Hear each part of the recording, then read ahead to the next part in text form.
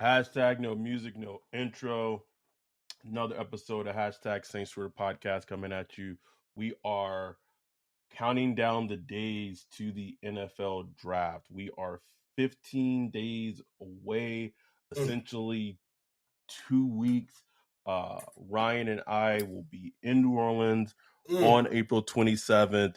The hashtag Saints for the podcast will be having our live draft party live stream.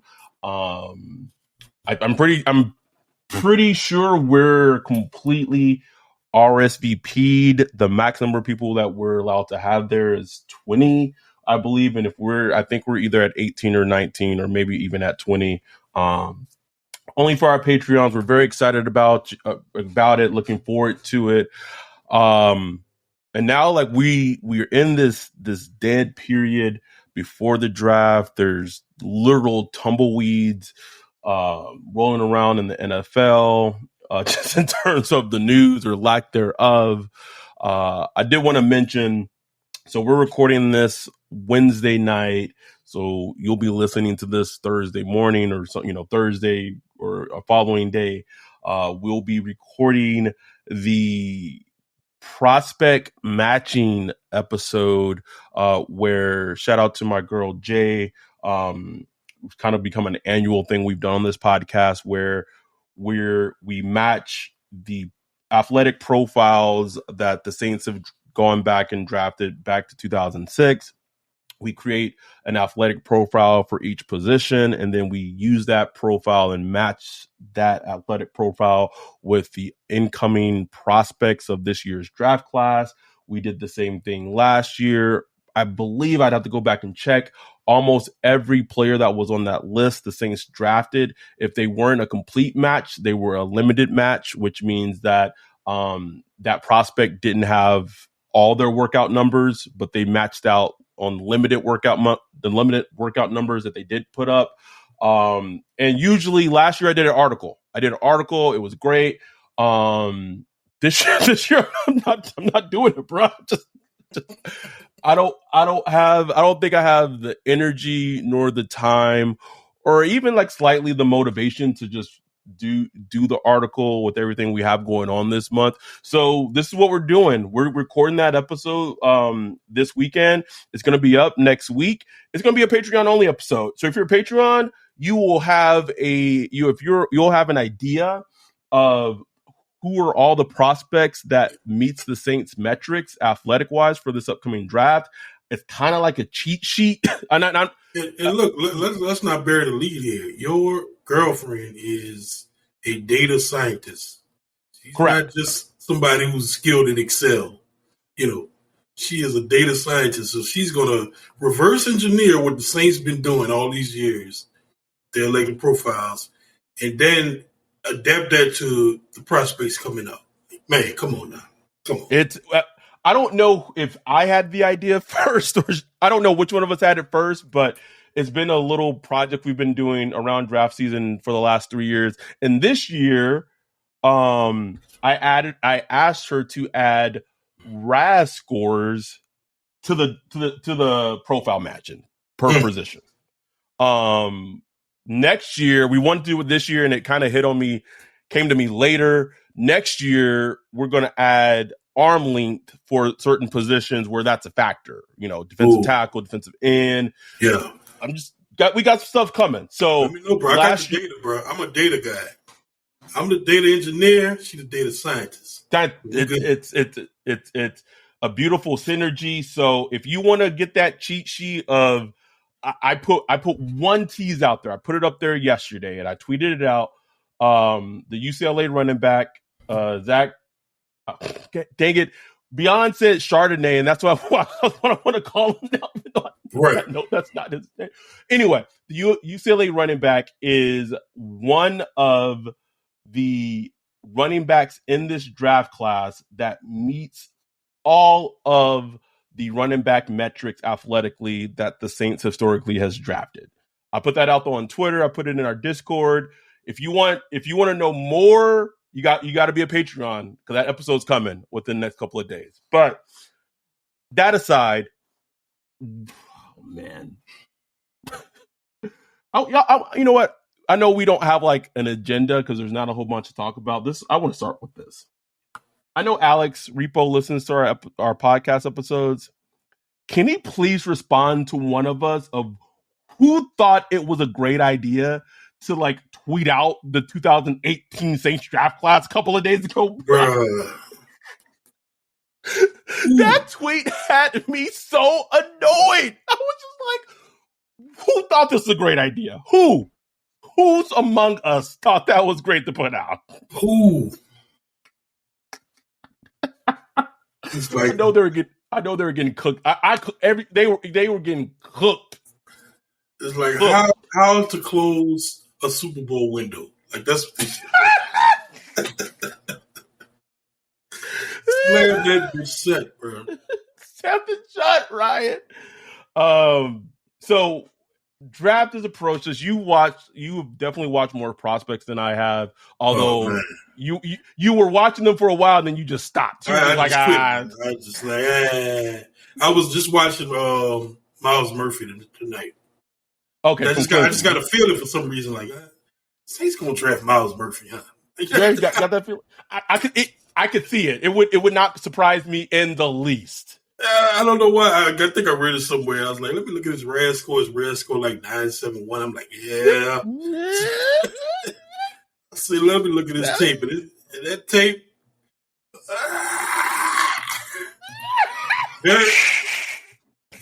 I'll just say he fits. He fits what they've drafted the last couple of years. Oh, lovely. Fucking lovely. Just, no pass rush plan, no explosiveness, strong, bull rush, big. Definitely taking him. They're definitely taking him. What are your just, overall thoughts with the draft being 2 weeks away? As far as the Saints or just in general? Yeah, let's start with the Saints, we can in general, but let's start with the Saints. The Saints, they're trading up. It's going to happen. Like, it's not, will they trade up? We are going to see that fleur-de-lis pop up at some point watching the draft. The only way I do not see them trading up is if teams trade them or saves them from themselves, which means they want to trade up and the team's just like, nah, we good. That's the only way I cannot see them trading up is if they force to stay there. That's the only way I can see it happen. Yes. But I just truly believe they're going to trade up. Even if I'm not even like a huge trade up to like top, 10 or whatever, but, 18, 20. I just know it, bro. It's going to happen. It's going to happen. No way they're going to sit there because they got some needs, bro. They got needs at defensive tackle, needs at defensive end, O-line, low key, talk about running back and stuff like that. And wide receiver, we talked about how, they might dip in the wide receiver, from what we're hearing. So I just know they're going to trade up. And, the question is, will they get fleeced? Hashtag will they get fleeced? You know what I'm saying? And what does fleece look like? For me, fleece is anything having to do with a 2024 first round pick. Anything having to do with it's a fleece. It's a fleece. Point blank, period. That is a fleece without questioning me. I am okay with them trading up. I'm okay with them because this is what they do, bruh. And this is them being our team is ready to compete. We have our quarterback. We just we're just like a piece away, and then we can blah blah blah. I get it. So this is how they think. I'm all for them going to get their guy as long as that player is good, but you cannot include a 2024 first round pick. If you do that, people gotta lose. To me, if you do that, I think people legitimately need to lose their jobs because it would be the most apropos thing for them to trade next year's first round pick and end up picking top 5 and not happen. Especially coming off a year where the Eagles legitimately for a while there, it was looking like they was going to get a top 6 pick. Top 3 at some point, right? Top 3 at some point. Like y'all ain't learned nothing. Like, y'all ain't learned nothing. Bro. Nothing. Like, just like that meme, but like the meme, like fuck it, now do it again. Like that's the Saints. Do it again when it drafted, man. I like the Myles Murphy thing. I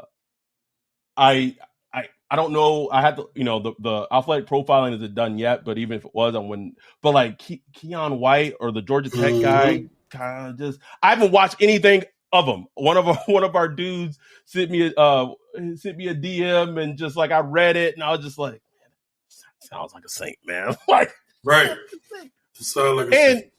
Getting back to the whole, they'll do it again. And I know Underhill asked this question. I don't know if it was to DA or to Mickey. Like, can Jeff Ireland adapt in just regards to like his scouting of edge rushers and defensive ends? Because like your track record in drafting certain positions has been great, but like Marcus Davenport, Peyton Turner, those have not been good picks at all. And they're all kind of just like the same bulking, athletic, big, defensive ends, no real, plan of rushing the passer. Nothing you can really hang your head on. Like you can say, nothing, man, this dude does this really well. You can't say that about those dudes. I just wonder after kind of being burnt in the first round by defensive ends, if they maybe look at potentially changing it up a little bit. I don't foresee it, but that's a question I have. Another question I have is like all these mocks. So not all, but like a huge majority of mocks are mocking defensive tackles to the Saints, and it's 100% a need. And I understand why those mocks are happening. For whatever reason, and this is not inside knowledge, I don't see them seeing it as such of a need position as I think the outside fans and outside media sees it as a need position for the team.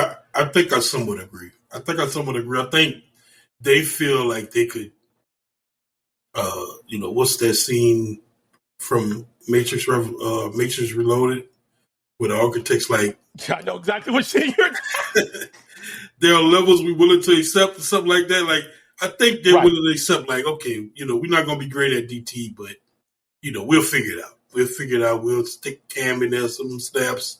We'll stick Peyton Turner in there. We'll rotate some guys in there. It ain't going to be great, but we'll figure it out.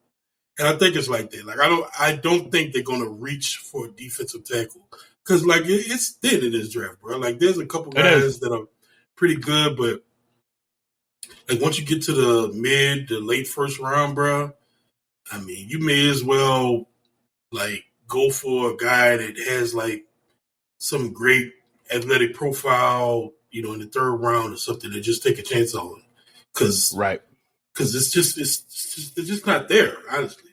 So I wouldn't reach for one. I hope they don't reach for one just because it's a need.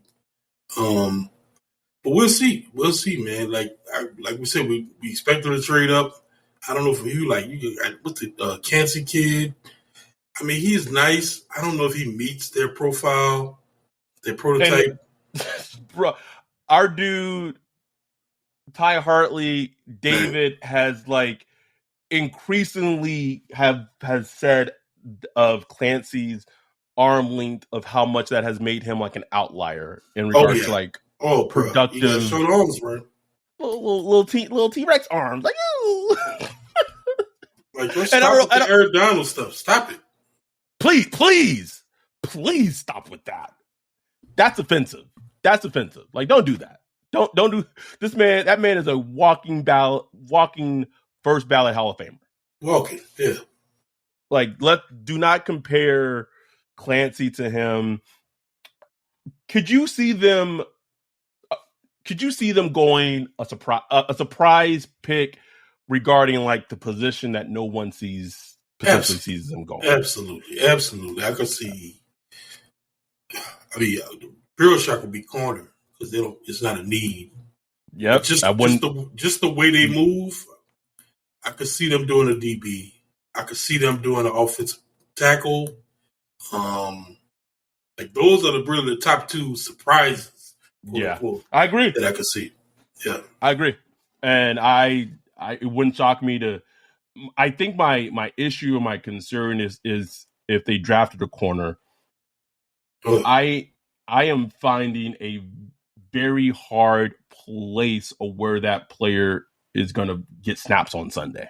And not just that, like who, like, right? You know, this isn't like a great. I could see if it's like some great corner that's like, okay, like man, this is like shutdown corner. It's like, well, you're not going to get any great corner where they pick it up, even if they trade up a little bit. I mean, there's some decent corners. Man, I will say this: if they trade up to draft the corner in the first round, somebody got to talk to me. Bruh, somebody has to talk to me. Please explain to me the sense it makes. You got a Debo, you got what's my dude we drafted last year? Alontae Taylor.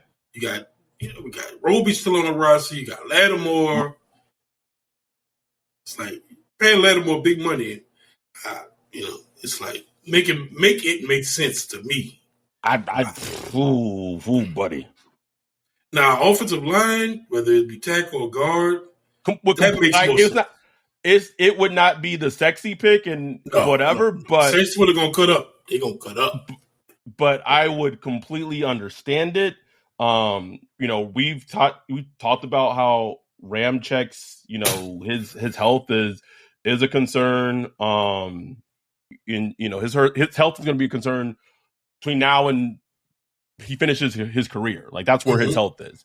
We've talked about how Trevor Penning, he got the injury and he had the surgery in the last game of the season, and where is that at? Hopefully he can recover from it.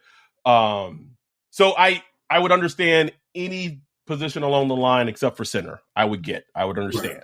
It wouldn't be popular and we'd be like, oh, here we go. But I would get it.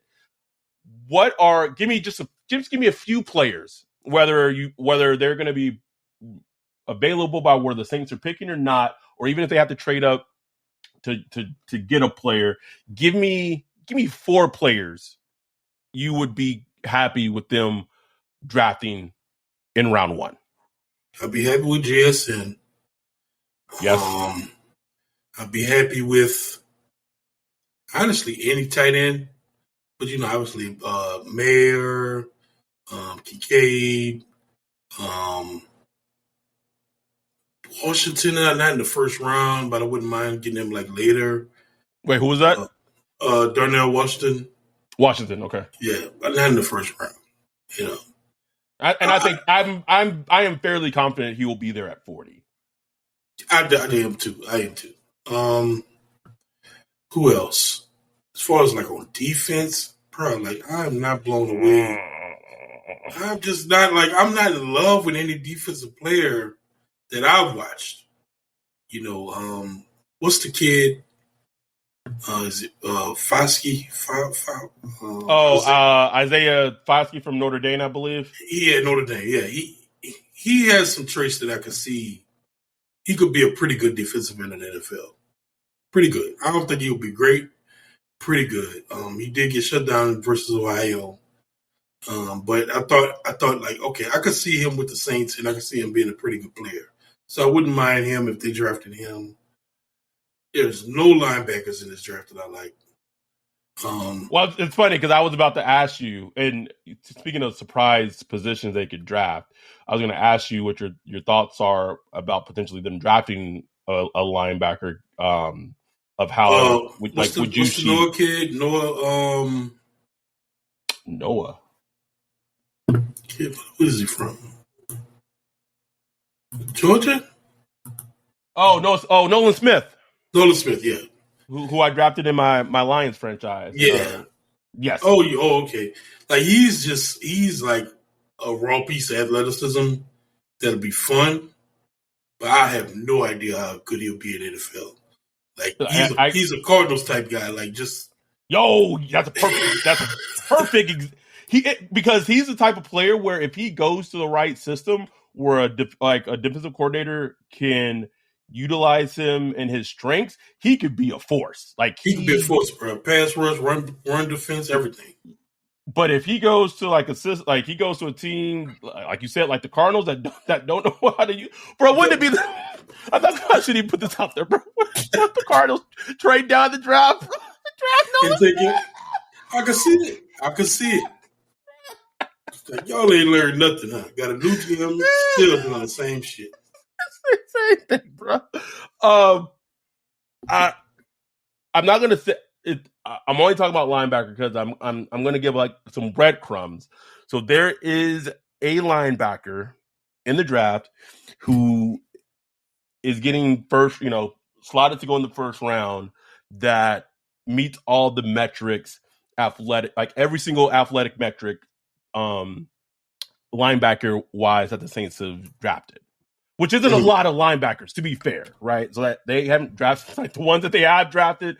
Besides what Caden Ellis has worked out, Pete Warner's worked out, but other than that, since 2006, that list is shitty boo boo. Shitty boo boo.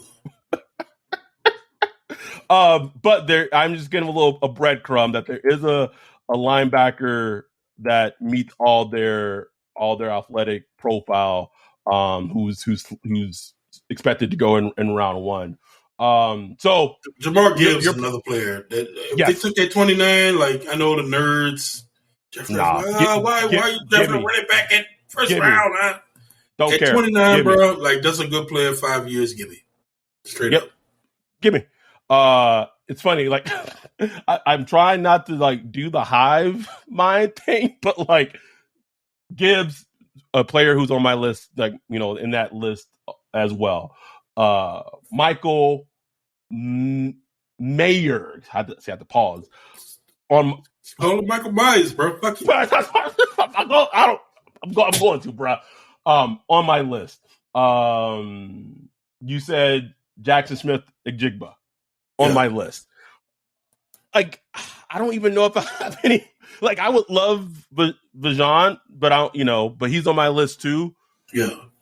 But like defensively, I can't even, man. I will say this, and I don't even know how it would work because like we just harped on how cornerback in the first round would not make any sense. The very little bit, and I have not watched a lot of him. The very little bit I've seen of Christian Gonzalez from Oregon, he validity reminds me of he is Caleb Fairley as a prospect without the health concerns. Ooh, that's how smooth I think. Because Fairley was good, it was just the health, bro. It was purely the health. Man. It was the health, but like I watched a bit of Christian Gonzalez, and he is just a super smooth corner man. Like when I saw him, I was like, that's exactly who it reminded me of, except he has a clean bill of health, which kind of tells you how highly I think of him. Now, where he plays, if they were to draft him, I have no clue. No clue. But man, this is a draft class. This is a draft class that they got to hit on, man. Yeah. They have to hit on. They drafted Chris Olave. That was a great pick. Alontae Taylor is seemingly turning out to be a great pick, even though it's a little kind of weird of they're still not sure if they want to make him cornerback number 2, which is odd to me. Odd. It's odd, man. It's odd because that's one of those things where it's our eyes don't deceive us. Like we know what we saw. So like if we as quote unquote just regular football watchers can see it and it's very obvious, you're the team. Why can't you see it? Although I'm sure fans could fucking say that about.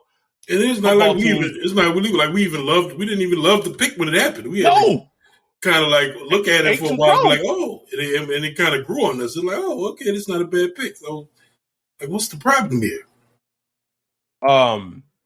So they just have like this hesitancy about making him cornerback 2 and whatever.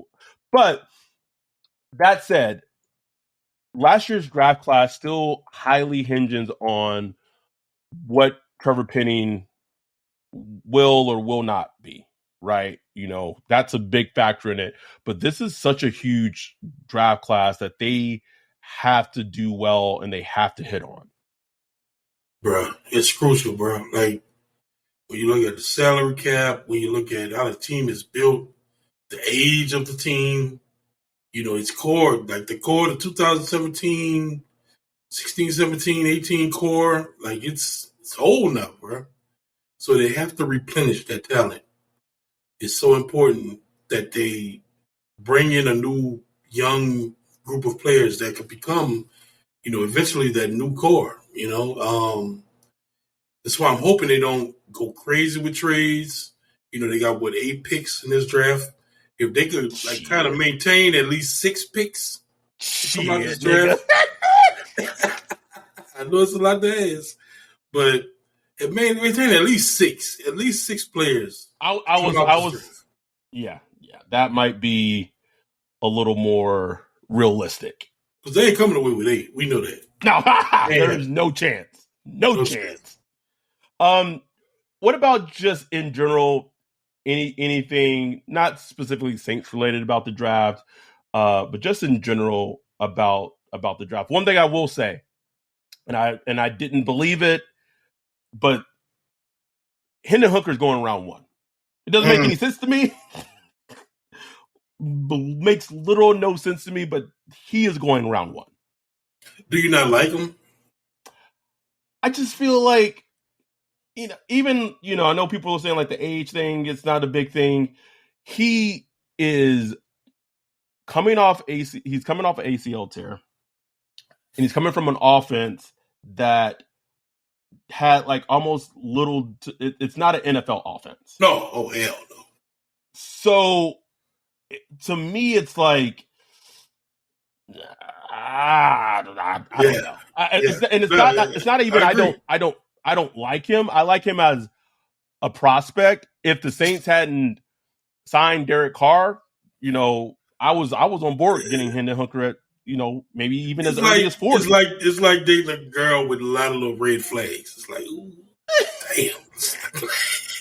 But like, it looked good on surface, but it's like, what's the up? I guess it's not even about the upside. Like, if he's drafted and he's a solid, good, and like, to me, the team that makes the perfect sense for him and like the absolute highest I feel he should probably go in this draft would be to like the Vikings, right? That'd make perfect sense, yeah. That'd be perfect. He could sit for a year behind Kirk Cousins. They don't, Minnesota doesn't have to pay ski mask Kurt after the season anymore. And then they can have their succession plan. But I think Hendon Hooker might go like top 15, top 10, bro. That's what it seems like. His agent been working, bro. I'm like, whoa. Shit. Hold up now. And he's an interesting player because there are things to like about him. Like, ball, like, one of the main things I look at is how the ball comes out of a quarterback hand. And the ball comes out. Like, it's just natural thrower. But man, that offense he was in, it was just like snap, throw. Yep. Snap, throw left, snap, throw right. Like, it was just. So then it's like, okay, go back when he was at Virginia Tech and go look. Ugh. I looked at Virginia Tech, I was like, it wasn't good to see. So I just don't know what to think about it. Like, there was something there to build upon, but then it's like, man, we talking about building upon a player that's going to be 26 next year. 26, Ryan? So it's like that's just asking a lot, man. So to me, that just screams second, third round. Yes. God, first round, like, man, you asking a lot here. But, you might go, and, from all intents and purposes, sounds like a great guy, great leader. Right. Hard worker. That means a lot. Like, that's what attracted me to somebody like. Go ahead. As a person, like as a prospect, he sounds like the complete antithesis of Will Levis. Exactly. A complete antithesis. Uncle Levis put mayonnaise in his coffee, bro. What draft? Gross. That's not draftable, bro. Like off the board, bro. Off the board, bro. Like something wrong with you, man. Like that's nasty, bro. Nasty. Sorry, can we get Jeff Ireland to dig deep in this motherfucker, right? Like, ask him some hard hit. Yeah, talk to him. Like, what the fuck is wrong with you, bro? But yeah, that's what's interesting to me. Like, and then the whole Anthony Richardson thing. I'm so fascinated by him. Oh man, so fascinated. Like I've dinged on him and everything, but bro, he is such an athletic phenom. I would love for him to just like go and ball out. Because that should be fun, bro. Like it would be very, very fun to watch. Very fun to see. One of the most interesting teams in this entire draft to me is the Seahawks, man. Mm-hmm. Like they're in a position, where they don't envision themselves being again because of the Russell Wilson trade, and picking top 10. And when you're picking that high and you're kind of not expecting, like, it's kind of like you see it as like cherry on top. So you can get a little crazy, you know what I'm saying? Because it's like, it's like in Vegas, like, and this is what gamblers do all the time. I didn't expect to hit on this much money. So I can which makes no sense. In Vegas, you're on vacation. It's like, fuck it, I'm just. Me like, bro, when I hit and I win big, I'm cashing out. But that's me. I know that's not how a lot of people operate, and I don't think that's how the Seahawks are operating, because they feel like they hit it big in terms of what they were able to get from that Russell Wilson trade, and now they might because from their perspective, let's say we do draft Anthony Richardson at 4 or wherever they're drafting. No, not at 4. They're at 5, 6, wherever they're and it's like he's kind of going to like a really good situation where he doesn't have to be the guy. He can wait a year. Shit, maybe Geno balls out next year. Maybe he can wait 2 years. But even he can still get snapped like some Taysom Hill packages. Absolutely. So like, to me, just a team building aspect of, man, like, do they kind of put their nuts on the table and really try to change the whole upward trajectory of their franchise after they traded away their franchise quarterback. And if they were to draft Anthony Richardson and he works out for them, man, that's oh man. And look, we know the Seahawks, they don't care what anybody says. Nothing. They draft how they want to draft. So that wouldn't shock me. It wouldn't shock me that if they made that pick. And I think that'd be dope. That'd be good for Andy Richardson. The worst thing that can happen for him is to go somewhere, where he is the penciled in starter and, on a bad team, and he just has to learn quickly and get on the boat. Because honestly, he just needs to play. Yeah. Him going to the Colts. Would just, I think that's like a recipe for disaster potential. Like, go get Lamar. Like, you Colts is like, you gonna do that? Just go get Lamar. No, that's pay Lamar the money, bro. But I know it's not gonna happen. But Ryan, it's time to tell the listeners a secret. Yo, the infamous picture of you going viral on social media, sweating in the white shirt, looking confused. What people don't know is before that picture was taken, you had just mowed the lawn in the hot New Orleans heat. Yep, sweating. Don't know about you, but if you want to avoid becoming a meme and avoid becoming a viral hit on social media, I think instead of you mowing the lawn, there's a company out there that got you covered. That is Ground Up Landscaping Services. They service the greater New Orleans area. We've seen their work in person at the hashtag Saints for the Podcast meetup. The backyard area was outstanding. Yeah, we know the owner of this company. He's an outstanding person, a really good dude. And look, I've seen pictures of his work done all around New Orleans. Beautiful work. everything. He takes care of him and his crew, and he's good, honest, and on time. If you want to visit them, visit www.groundupnola.com, and you get the book a free quote. And these guys are licensed and insured. So this is not some, shade tree, guy to come cut your grass. These are dependable business professionals that will take care of your lawn. And they do beautiful work that you can check out on their Instagram and Facebook. They'll make your garden space spectacular from the ground up. What do you think about this notion and concept that if the quarterback that Houston wants is going at number 2, that they might not draft a quarterback just for the sake of drafting a quarterback? They just might stick to their board and go, a defensive player. If that defensive player is graded out higher. Part of me feels like draft season is going on too long. So now we just it's coming up with some shit to talk about. So it happens every draft season, bro. Every draft season. So you telling me, the Texans got who? They got Davis Mills. Who else? Who else they quarterback? I don't even know. I don't even know, bro. They don't have a quarterback. They don't have a quarterback. So you telling me if Bryce Young goes first, who I think he will go first. He should, and I don't want it for the division, but right. I think he will go first. Y'all ain't gonna take C.J. Stroud. Like, C.J. Stroud ain't no bum. Like, you know what I'm saying? He's not. And I listened to Daniel Jeremiah. He was talking about it. From what he's heard, everybody's at the Texans on board with Bryce Young. Like, it's consensus. Draft him. Makes sense. With C.J. Stroud, there's like C.J. Stroud camp. There's some that's like, hey man, let's go Andy Richardson. There's some that's like, hey, we can get Will Levis later.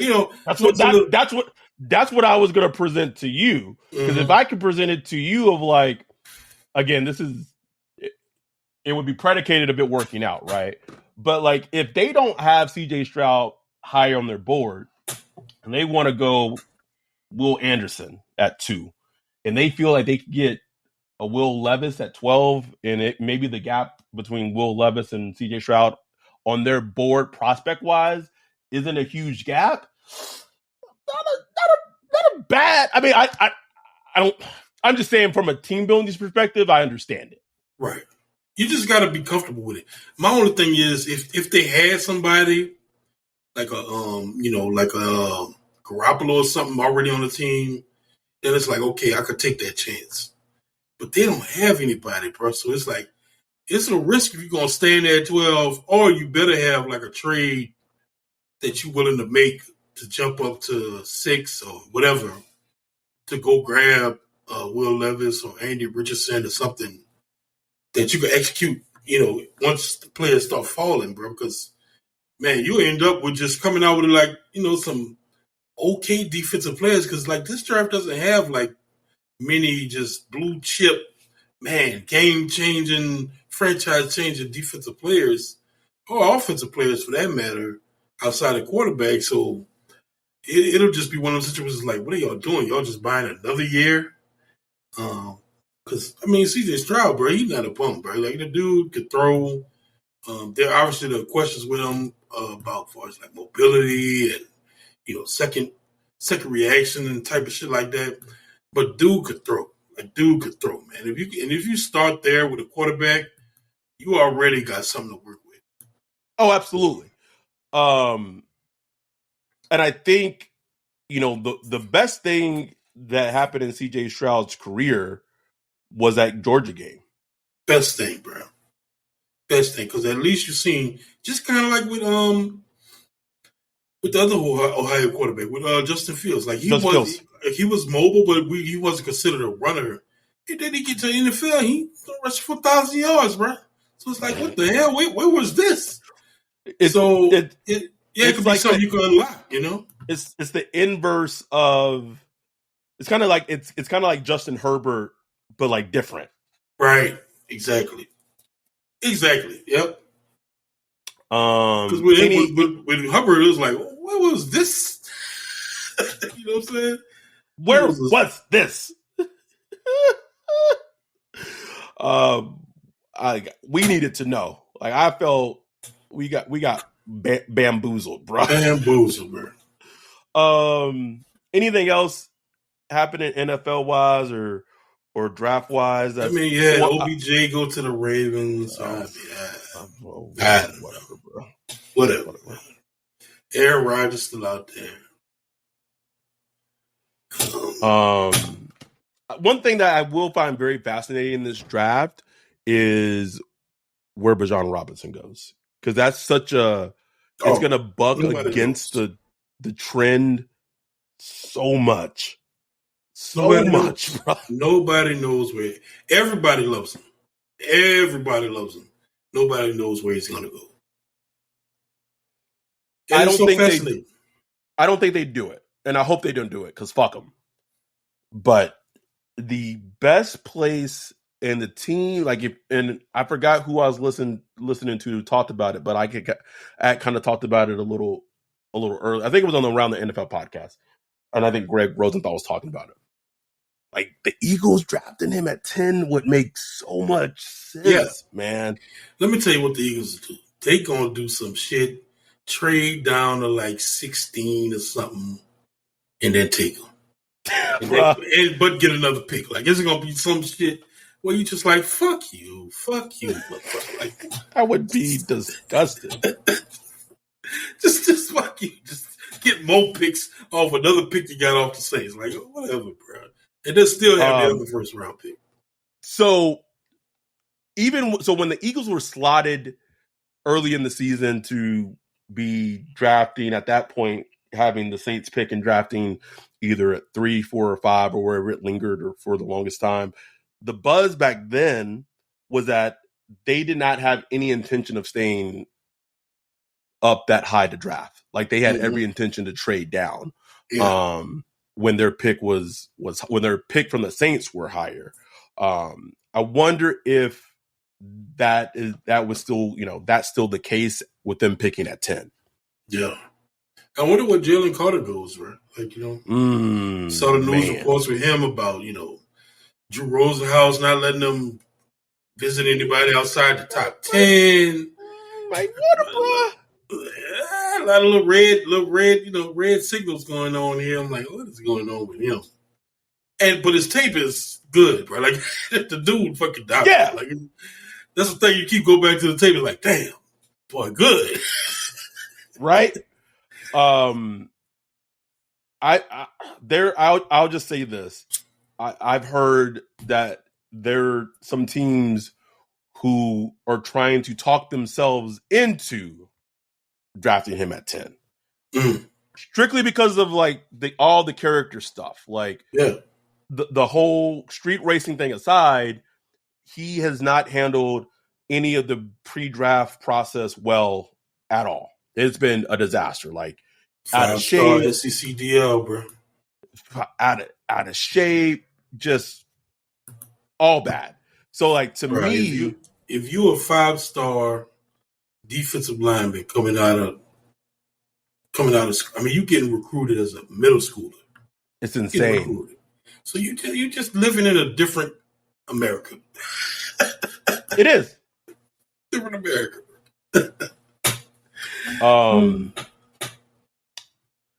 But to me, like, if you're a team and if you're having to talk yourself into drafting a player, like, I mean, that should be a warning sign enough. Like, yeah, no question. I take him though. I deal with the immaturity, because it's not, you're not like you beating. I mean, as far as I know, you're not beating the women up, rape, anything like that. Like, I deal with the immaturity the first couple of years. We'll figure it out. I don't know if I told this to you or told this to someone else. I'm like, man, ain't a lot of street racing you can do in New Orleans with them potholes, bro. Hell no. Blow them tires out, boy. In that perspective, the things might be the. And with the street racing thing I think it's not so much a street race, it's because he lied to the cops afterwards. Correct. It's all that. It's all yes. that. I get all that. You know what I'm saying? And look, bro, I was in my mama car racing an 88 Delta Oldsmobile racing down the lakefront. Almost drove into the lakefront, bro. Yeah, as a youngster, you know what I'm saying? Just dumb. I think back like, damn, how am I alive?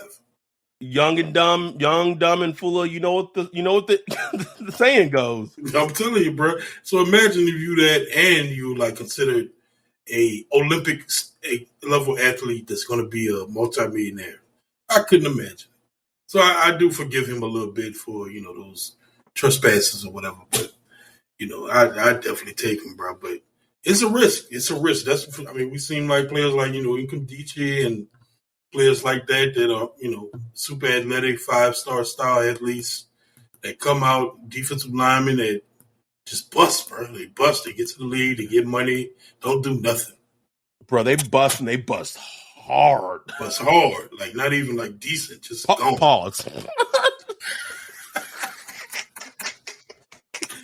Bust hard, man. Trying to think. We just wanted to do like a big like rigmarole episode. Tumbleweeds out here, man. It ain't. This would have been like the perfect episode for us to do like like a Q&A or something. Yeah, Q&A or something. That too. Like we should have got a new show on this shit talking about HBO Max dropping HBO off the name and Discovery. Like for real, that shit stupid. Dumb. That's some dumb shit. Bro. Like, I want to know who is the branding manager at the company. I got it. Because like you have one of the most recognizable branded 3 letters in media history, bro. We got this HBO. Okay, we know we got some shit. HBO. Max. Oh, Max. Shout out to Max. Shout out to Tarzan. Shout out to our dude Max. Give the 28 and 3 podcast a listen. We're gonna get Max on here at some point. Max got a pod? Yeah, is that? I think that's public knowledge now. I hope. I'm pretty sure it is. Well, it is not. Okay. Well, if it wasn't public knowledge, this is free publicity for Max's podcast. So you're welcome, Max. Because I think I think it started on 3/28. Like that was. Okay. I'm pretty sure it did. But if it hasn't been released yet, free publicity, Max. You're welcome. But more than anything, I wanted to just thank everyone for all the support, even with it being completely dead. We still have a good number of Patreons. The listens and the downloads have been, numbers have been great. So thank y'all tremendously. We got the prices for, Sunday Ticket on YouTube TV. NFL always going to get their guap, but we got y'all covered. So we really want to just thank y'all tremendously. Really excited to see all the people that we're going to see at the draft party. Going to see Elise, going to see Max and his wife, Alex. Joey's coming in from PA. Mike and Daniel coming in from the UK. Our dude Wayne's going to be there. Mark. It's going to be a fun, dope time. I'm flying in on Wednesday. I'll be in New Orleans until Sunday morning. So plenty of things for us to do. I was thinking, I was like, man, how are we going to record a post-draft pod, bro? We going to be lit as fuck with that. Don't know, bro. I really don't know. Y'all go check out that Tony Pauline podcast, our last podcast episode. Looking at the numbers, like we could do a little better than that.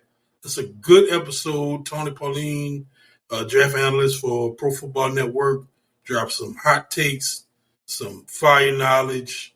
Like, go check that out. Like, don't think it's just something like, I don't need to hear this. It's some good stuff, the stuff you're not going to hear on NFL Network and ESPN. Go check that one out. Check it out. We'll be back. We'll be back next week and putting out like an actual regular podcast episode, but like The next scheduled podcast episode is the one that's going to be the Patreon only episode. That's going to have all the cheat sheets of all the prospects matching. So if you're not a Patreon yet, a perfect time to become a Patreon so you get the insight of all the prospects that matches and meets the Saints criteria prospect wise, with the draft being 15 days away. Thank y'all for the support. We appreciate y'all. We'll be back soon. With that, we're out. Peace.